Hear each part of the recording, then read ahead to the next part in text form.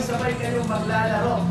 Dito sa game na to, lamang ang... Kinakabahan daw si Tom Rodriguez dahil sa Lunes na bago magdaray sa May Show ang airing ng game show niyang Don't Lose the Money. Ito kasi ang kauna-unahang pag-host ni Tom. Pero ang ipinagmamalaki niya, maganda at masaya ang Don't Lose the Money. Masasaya talaga sila na ikaw mismo madadala ka eh. Mamanood ka lang parang may engganyo ka kasi iba-iba yung games namin.